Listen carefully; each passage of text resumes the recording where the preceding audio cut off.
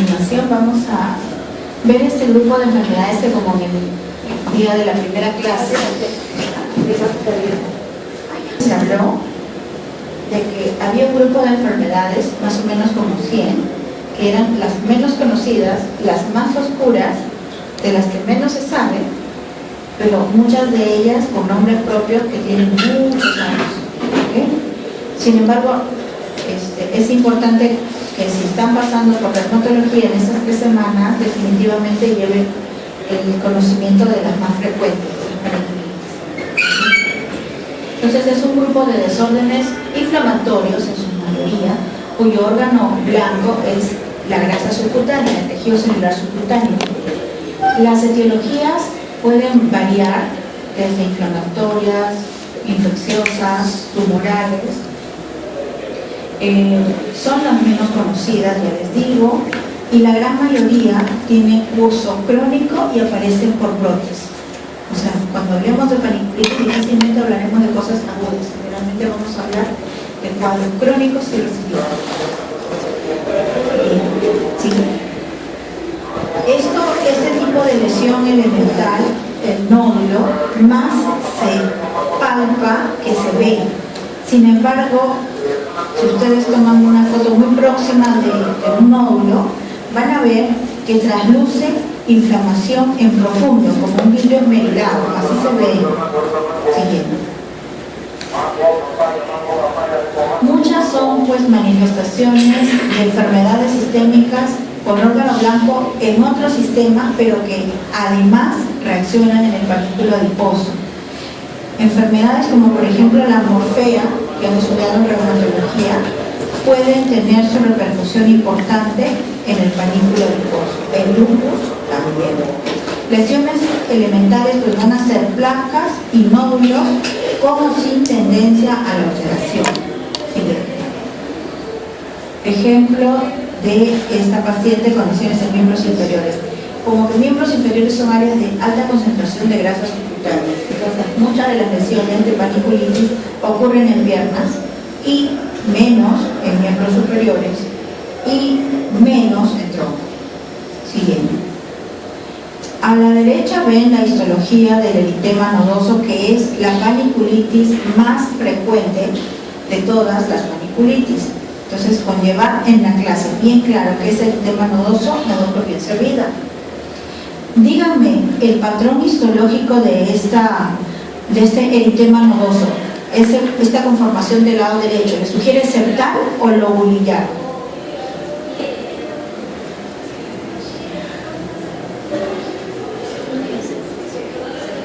Septal. Entonces tenemos que tener una idea de que la inflamación ocurre en los tractos fibroadiposos, donde además hay vasos y nervios, ¿sí?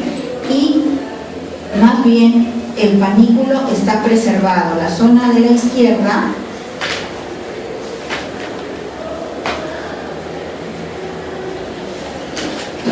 que parece que alguien entró con un lápiz a querer dibujar unas piedritas sin completarlas, por decir así, es la zona de los panículos adiposos. Eso no está inflamado.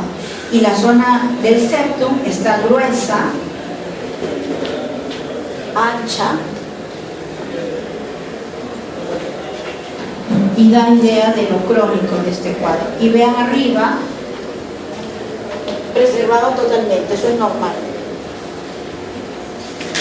¿Sigue? Entonces, una clasificación muy práctica de estas paniculitis es separarlas según paniculitis septal, paniculitis lobulillar, paniculitis con vasculitis o sin ella. Da una idea, pues, que si ulceren sugiere que con vasculitis, sugiere, aunque no siempre. Entonces, por eso las dividimos así en 4 grupos. Identifiquemos el punto de eritema nodoso. Sería el grupo septal y vamos a ver si es con o sin vasculitis. Ya, sí. Ahí está la respuesta. Es el grupo de paniculitis septal sin vasculitis. Entonces es el patrón que más debemos de grabar. Más esa histología que han visto, ya queda claro.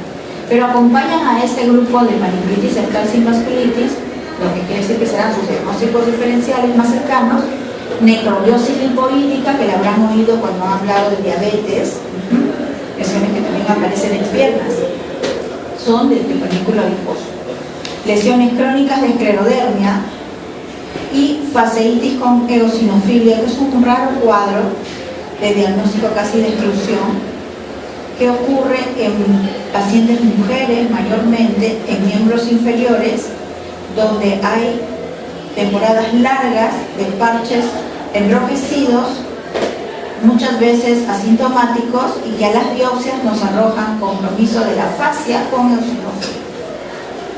Del otro lado tenemos otro grupo de paniculitis septales menos conocidas, menos comunes que el primer grupo. Tenemos las paniculitis septales con vasculitis y remarcando tromboflebitis migratoria, que lo vamos a repasar con unidad, además de lesiones agudas de esclerodermia y vasculitis leucocitoclástica, que ustedes saben que es un proceso dermal, pero que puede extenderse hasta el panículo adiposo. Es importante recordar que van a haber procesos exclusivos del panículo y otros que empiezan por la dermis y que terminan en el panículo. El ejemplo de empezar dermis y terminar en panículo: vasculitis leucocitoclástica. Lesiones agudas de esclerodermia también van a pasar por eso, lesiones crónicas de esclerodermia también van a pasar por eso. Siguiente. Nuevamente, lesiones cutáneas de nódulos que hay que palpar hacia rodilla, habrá que acercarse a donde está enrojecido y tocar para verificar que hay un aumento de consistencia. Y al lado de las paniculitis septales tenemos a las paniculitis lobuliares. Estas pueden ser sin vasculitis o con vasculitis. En este caso, las sin vasculitis, este es el gran listado de entidades: escleroderma neonatorum, necrosis grasa del recién nacido, paniculitis posesteroidea, entidades netamente pediátricas. Muy difícil, salvo que alguno de ustedes sea pediatra neonatólogo, que se choque con ellas alguna vez, a menos que vuestros niños tengan una dolencia rara por ser médicos, porque también los hijos de los médicos están todas raras. ¿Okay? Fuera de eso, entonces escleroderma neonatorum, necrosis grasa del recién nacido, paniculitis posesteroidea, entidades pediátricas exclusivas, y granuloma anular subcutáneo, sarcoidosis, lipodistrofia, lupus profundo y paniculitis pancreática, que son entidades reactivas y que ocurren en población más que nada adulta. Al lado de ellos tenemos las paniculitis lobuliares con vasculitis, y destaco, miren, con remarcado el eritema indurado de Bazán, la segunda entidad de paniculitis más importante por su etiología y por su frecuencia. Esta está muy ligada a bacilo de Koch.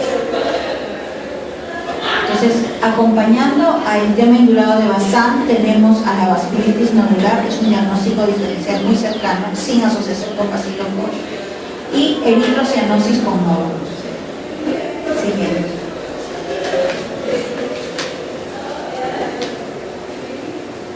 Bien, acá vemos una lesión que, a diferencia de las primeras que se veían flogóticas, esta se ve más como fría, es una lesión fría, y vean que en el centro está descamando, lo que quiere decir que de pronto en el centro se va a ulcerar.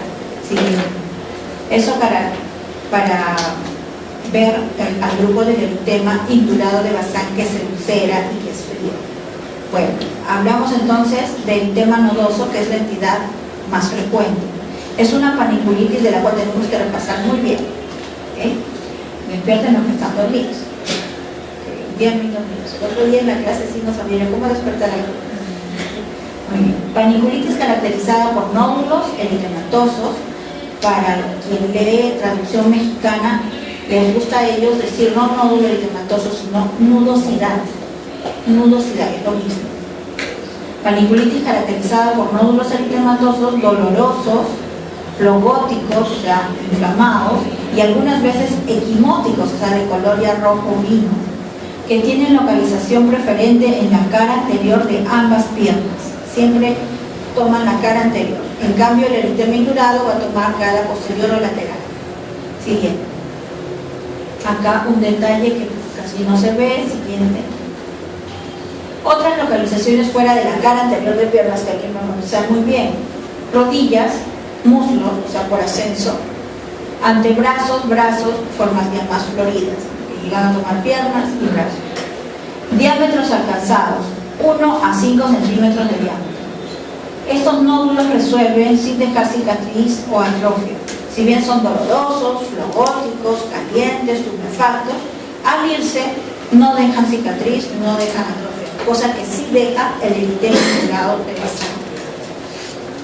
Más frecuente en sexo femenino, miren las diferencias de género, 6 a 1. Es más frecuente entre los 15 y 40 años de edad, justo en las épocas en que tenemos más panículo adiposo disponible en las piernas. Entonces, parece que también tiene que ver con cantidad y calidad de celular subcutáneo. Habría aquí una reacción de hipersensibilidad celular retardada, o sea, un tipo de reacción tipo 4, ¿no es cierto?, desencadenada por agentes de los más diferentes: infecciosos, medicamentosos, neoplasias, embarazos, enfermedades autoinmunes.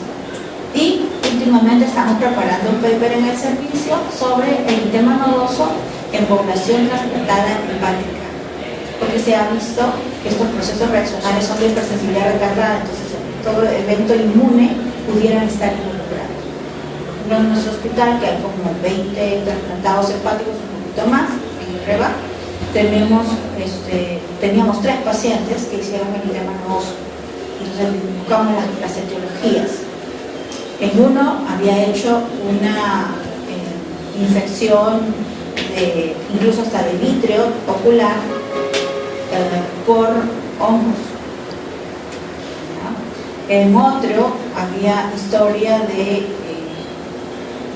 presencia de virus Epstein-Barr, infección Epstein-Barr reciente. Y en otro había ingesta de omeprazol. Ahora vamos a ver que entre las drogas asociadas también está el omeprazol, tan conocido y tan común.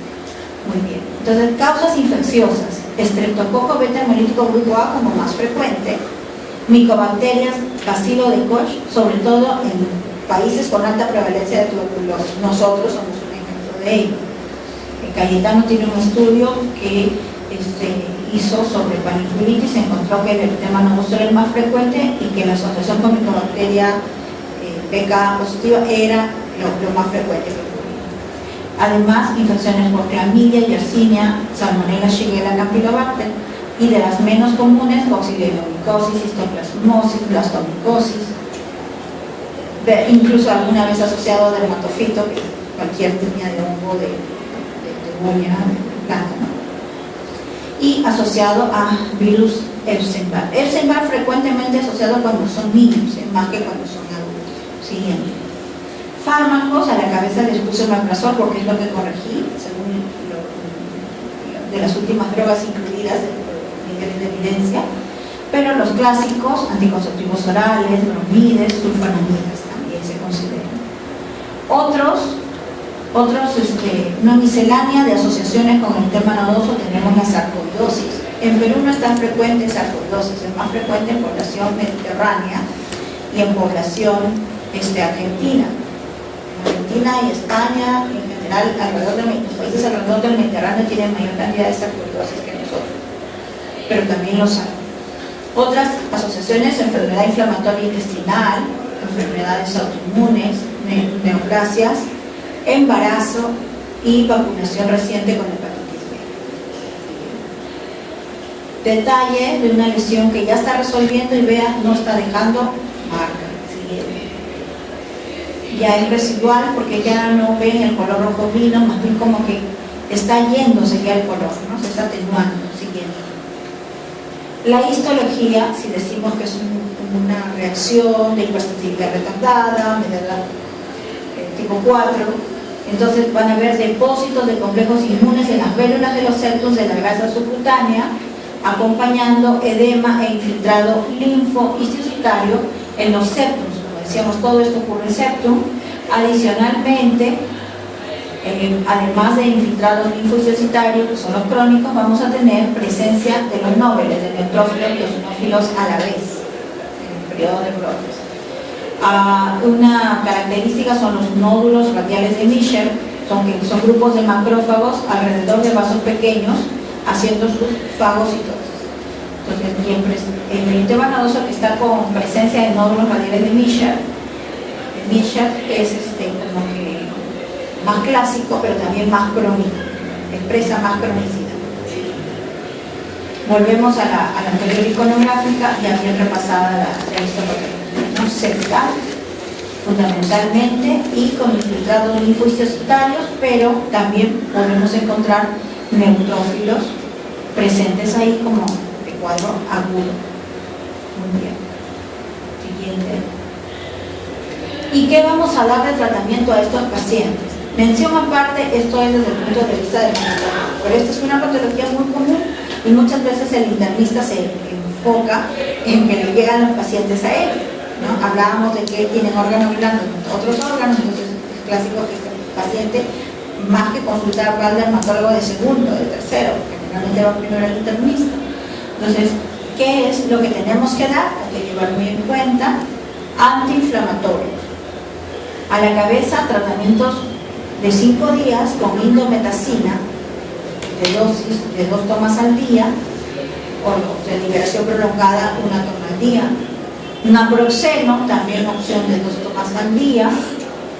Más de la especialidad es dar el yoduro de potasio, que es una fórmula magistral antiquísima, que tiene una acción de inhibir la quimiotaxis de neutrófilos y que se da a dosis de 400 a 900 miligramos al día, fraccionado en 3 tomas, se da en gotas en los pacientes. Y por un periodo de 2 a 3 semanas, que es cuando ya controla un poquito mejor el brote, entonces ya dejamos de dar. Colchicina. Colchicina es un medicamento muy noble. Acá ustedes han llevado ya reumatología, han visto que se usa en muchas dolencias, y igualmente hidroxicloroquina. Entonces, estos dos nos ayudan mucho en los pacientes con brotes repetidos, que están haciendo brotes cada rato, entonces para alargamiento de los intervalos de los brotes. Damos a ellos colchicina, hidroxicloroquina. Dapsona también para la opción de aquel paciente que hace mucho brote muy seguro. Más alejada la talidomida. ¿Ustedes saben de esta medicación? ¿Han escuchado alguna vez de la talidomida? Teratogénico. ¿Ah? Teratogénico. Teratogénico. Es historia de la medicina, pero es una droga muy benéfica para muchos cuadros inmunológicos. Hoy por hoy es una droga huérfana, es lo que ha quedado después de la historia que ustedes conocen, ¿no? De la teratogenicidad que se probó. ¿Por qué? Porque cuando empezó ese medicamento no se pensó en su acción inmunológica, sino se pensó en una acción antiemética para el embarazo, situación fisiológica muy normal. Entonces hubo un sobreuso del medicamento y apareció, oh sorpresa, que era teratogénico, fue una tragedia, ¿no? Sin embargo, nos perdimos de la buena acción antiinflamatoria, moduladora, linfocítica T. Entonces, es una buena alternativa para los pacientes con cuadros muy floridos, pero ojo si es mujer, ojo si está en edad de gravidez, para considerar anticoncepción necesariamente, ¿no? Y prednisona. Miren que en la lista la prednisona es lo último que se usa, pero si hacemos una entrevista a 50 pacientes con eritema nodoso que han concurrido a consulta externa de MG o de medicina interna, ya casi así, de plantilla, indicación, va a ser prednisona, ¿no? Y no solo prednisona, no sé por qué, me dan prednisona con miclofosfamida. Esa es una asociación técnica, me viene como antecedente, que usé prednisona con miclofosfamida. Probablemente la prednisona tiene una muy buena y efectiva acción en lo que estamos necesitando, pero repetir esa prescripción muchas veces no es tan saludable para el paciente. Entonces, lo primero que abordamos un paciente, alguna vez un paciente con 20, 25 años de brote de eritema nodoso, es buscar una etiología causal. si había una etiología causal para retirar o tratar de modular esa etiología, y de modo que se espacie en la flora. Y si es infecciosa, ya lo hicimos, porque quitando el agente infeccioso, se quita la eritematosa. Sigue. Muy bien, ahora pasamos a la tromboflebitis migratoria. Siguiente. Esta es una entidad que más que saber cómo la tratamos, importante reconocerla porque es un paraneoplásico. Detectar en un paciente tromboflebitis migratoria implica hacer descarte de las neoplasias que vamos a ver a continuación. Esta es una tromboflebitis múltiple y segmentaria. Ojo, no nos estamos refiriendo a la clásica tromboflebitis infecciosa que va por los canales linfáticos, que sabemos que tratamos hacia pocos gram positivos y que el paciente se va a resolver. No, esa de una sola vez no. Sino esta es una tromboflebitis, sí, de lesiones nodulares en fila, sí, pero múltiple y segmentaria. Hoy estoy en un segmento, mañana estoy en otro segmento, esa es la idea. Migratoria. Afecta venas superficiales de brazos y de piernas, nódulos dolorosos eritematosos que siguen trayectos venosos superficiales, pero que presentan alternancia segmentaria. O sea, hoy estoy en un segmento corporal, mañana estoy en otro. Siguiente. Esta es la típica lesión. Siguiente.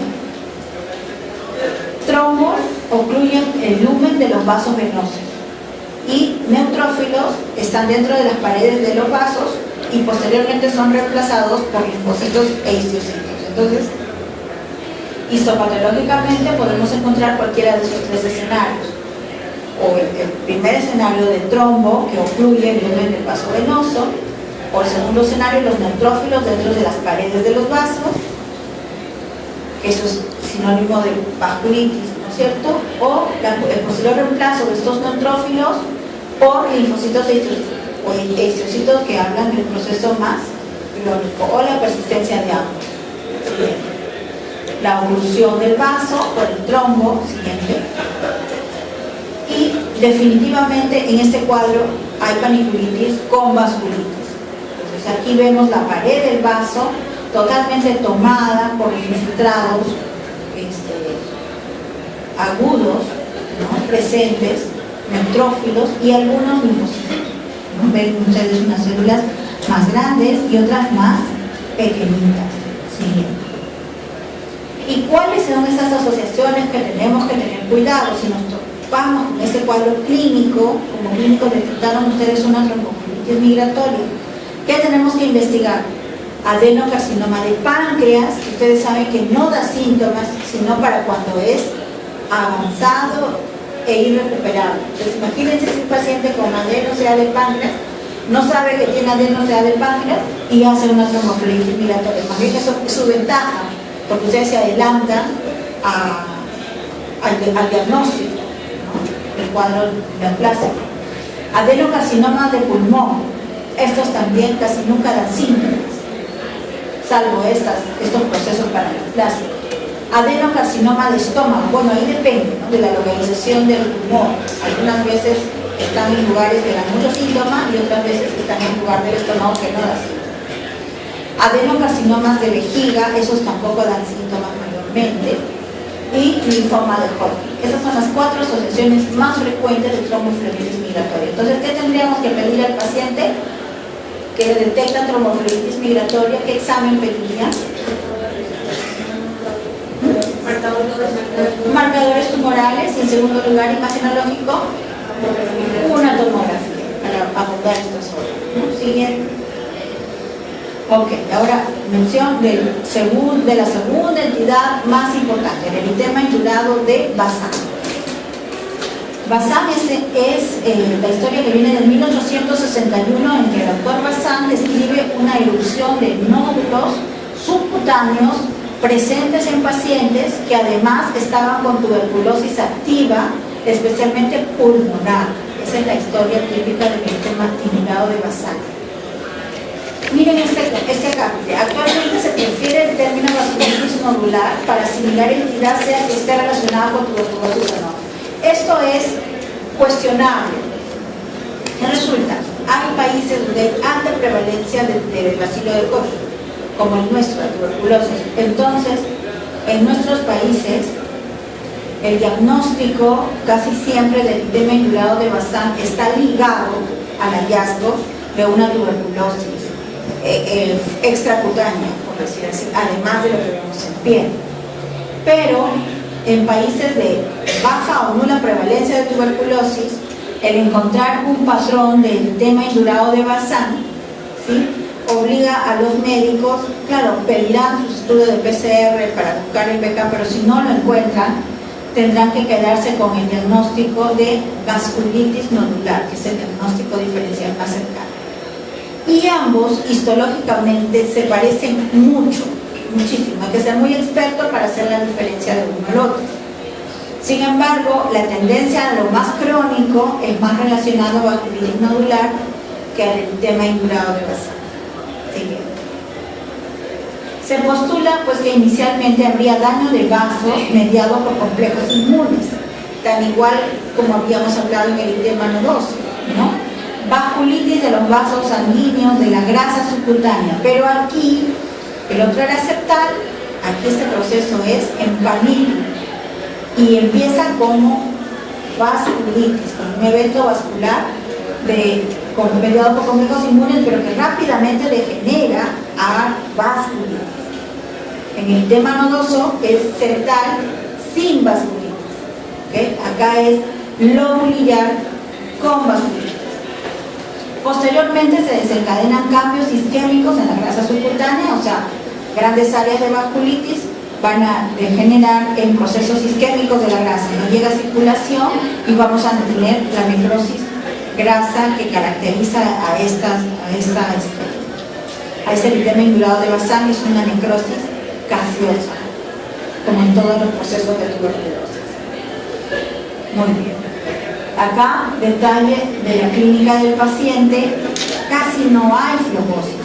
Es la evidencia de la lesión nodular, fría, eritematosa, pero que luego va a descamar centralmente y va a ulcerar. Siguiente. Aquí una zona donde se ha biopsiado una lesión y miren qué fluctuante, qué friable se percibe. Eso rápidamente puede ulcerarse. Siguiente. Y dejar secuela pigmentaria o atrófica como en esta foto de evolución. Siguiente. Más cercana, lo mismo. Siguiente. Histopatológicamente pues hay una extensa destrucción de la arquitectura lobulillar sin afectación importante de los órganos. O sea, toda la desgracia ocurre en el manípulo adiposo, en la grasa subcutánea. Hay un filtrado inflamatorio de células epitelioides que hay en todas las tuberculosis, células gigantes tipo Langhans, que nos caracteriza estos cuadros, y escasos linfocitos rodeando áreas de necrosis de caseificación con algunos linfocitos. Esto está descrito. Estas son las áreas de necrosis caseosa. Aquí todavía se conserva arquitectura lobulillar, aquí ya no, ya la perdimos. Busquemos una célula de Langhans. A ver, por aquí los núcleos podrían esbozarse aquí con mucho esfuerzo. Bien. Aquí sí, aquí están las células de Langhans, ¿no? Células en anillo, en medio de estas áreas de necrosis gaseosa. Y acá podríamos decir que se quiere conservar la arquitectura, pero hay una gran cantidad de inflamación alrededor de los lobulitos. Siguiente. Entonces, como decíamos que se asocia grandemente a tuberculosis, entonces, ¿qué incluiría nuestro plan de trabajo? Recordemos, PPD, placa de tórax, beca sellado en escudo, estudio de tejido por hematocinosina, que es el estudio normal de piel, estudio con técnicas de PCR de tejido para aislamiento de bacilo de Koch. A manera de ejemplo, les voy a contar que se califica. A manera de ejemplo, les voy a contar un caso clínico que se presentó en el servicio hace poquito.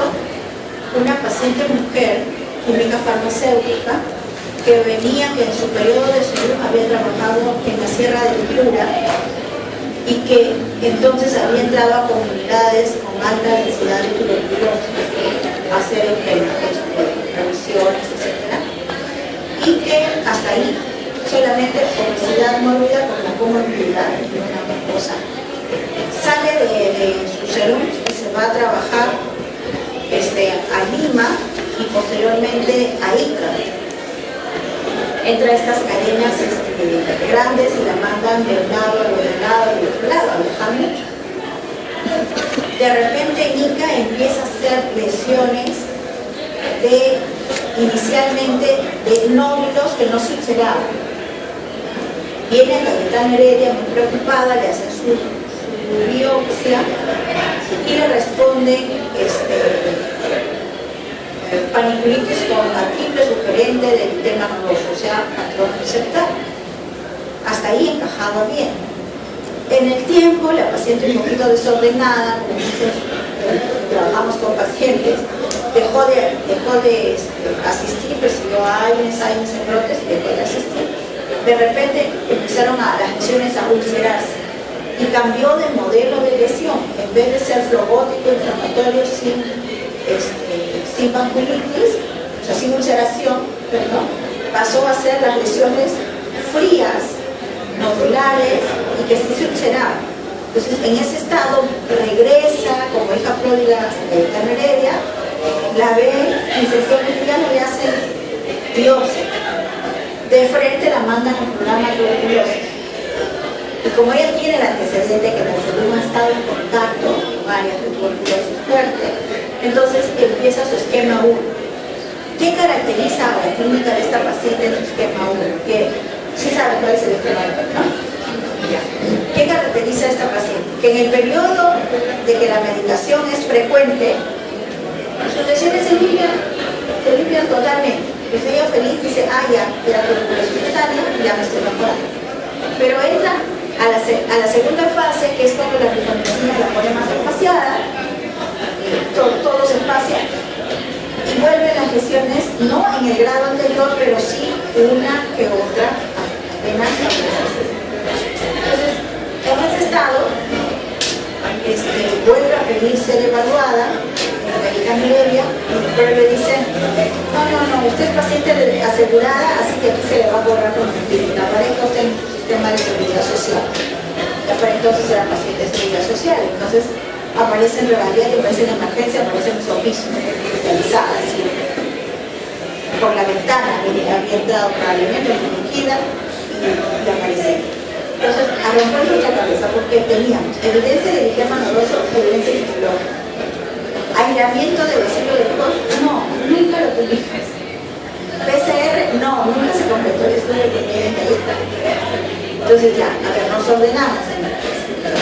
Vamos a hacer PCR, se le hace una biopsia de piel, se encuentra el tema indurado de la sangre en la biopsia de piel y el PCR, ¿qué cree? El PCR le sale negativo. Le hacemos el PPD y el PPD sale 10 en promedio, ni mucho ni poco. Y en el hospital tenemos cuantiferol. Se le pide ya por pedir realmente, porque no estaba dentro del programa, se le pide el cuantiferol y le sale altamente positivo el cuantiferol. ¿Qué expresa el cuantiferol? Infección latente. Entonces, ¿qué teníamos delante? La paciente con infección latente, con exposición al bacilo de Koch, con cronicidad de cuadro de indurado de la sangre, esa clínica, pero con un PCR que salió negativo. Entonces hicimos junta médica con infecto y con neumología, porque en el hospital los dos hablan cada vez que hay servicio de tratamiento. Entonces, para el neumólogo no debería recibir tratamiento porque el PCR era negativo. Y para el infectólogo sí debería recibir tratamiento porque él identificaba a un paciente con infección latente y con clínica cutánea. Entonces, como éramos dos contra uno, la Noderma, que también quería dar su tratamiento específico, y entonces la paciente ha empezado tratamiento específico, se ha contrapreferido al área de infectología, que ellos van a llevar el tratamiento como TV extrapulmonar. Y y con la indicación de hacer un esquema donde se prolongue el uso de la rifamicina hasta que las lesiones se haya conseguido la remisión completa y el buque clínico. Entonces, esto les pone un ejemplo de toda la mixtura que representa estos hallazgos, ¿no? Ok, será. Espero hayamos aprendido algo de esto.